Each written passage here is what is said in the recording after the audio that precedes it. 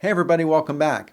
I get asked by a lot of entrepreneurs and creative professionals whether it's better to be a specialist or a generalist. So in this video, we're going to explore which is best.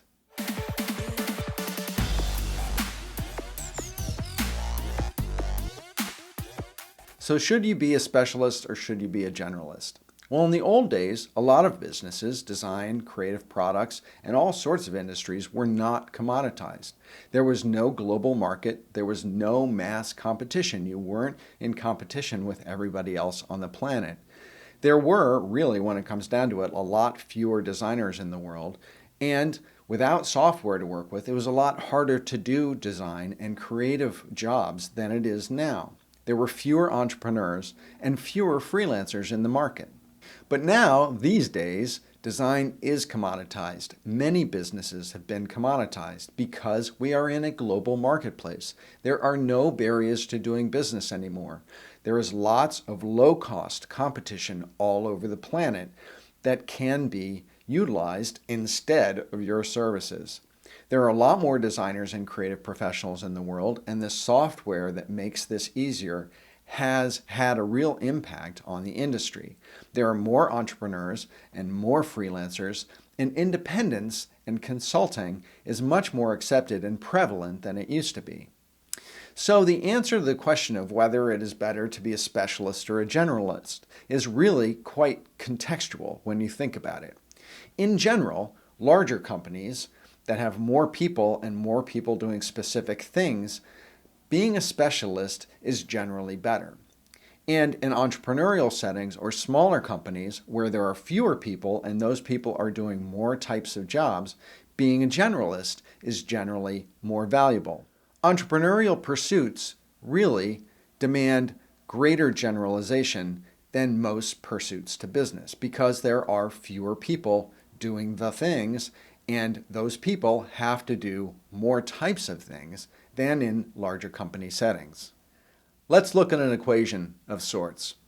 The amount of money that you earn is directly proportional to three things. First of all, the level of skill that you have and the skill that you provide. So how much of a specialist you are.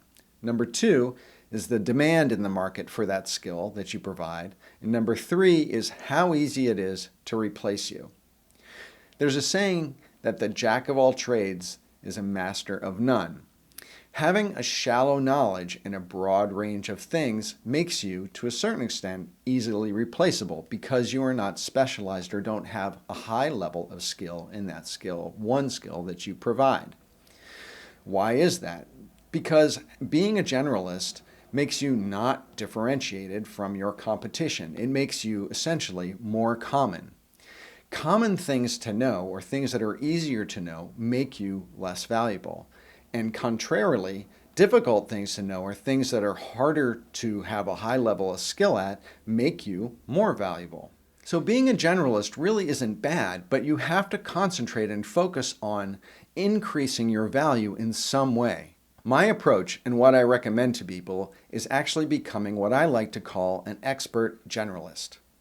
And that is being very specialized in one particular area, having a very high level of skill in one area. Something like, for creative pros, that would be design or film or animation or coding or photography or copywriting.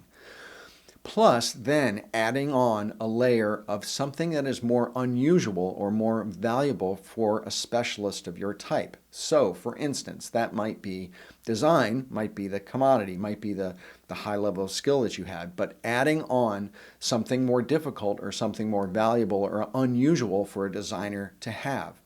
In that example, that might be knowing finance or knowing business development or how to pitch or how to do brand strategy or how to manage people or manage projects. Doing a combo in some way, essentially. Being a highly skilled designer and do coding, or a highly skilled designer and do writing, or a highly skilled photographer and being able to do 3D animation. That will make you more of a unicorn, more unique, less common, and harder to replace. So for me, I started off my career as a fine artist, but then I moved into design. Over time, I added on people management, becoming a creative director and a manager of creative people. And I added on business development and pitching and finance and brand strategy. So I became more valuable in my category, in my industry, because not only was I a highly skilled designer, but I also managed people. I did finance, I understand projections, I could do brand strategy, which made me more of a unicorn and therefore harder to replace. So my recommendation to you as you build and go through your career is to become an expert generalist, to become highly skilled in one particular area, but then to add on a more valuable skill, a more unusual skill in additional generalist areas that will make you more of a unicorn, more unique, and harder to replace. So that's it. I hope you enjoyed this video on whether it's better to be a specialist or be a generalist. And if you did, please hit subscribe below so you can see my videos when they come out, and make sure to hit that notifications bell so you can get an email when I go live or when I post a new video. Visit me at philipvandusen.com. If you need help with your brand strategy, your brand design, or your professional creative career, just reach out to me and let's see what we can do to take you to the next level. And with that, thanks again for watching. I really appreciate it, and bye for now.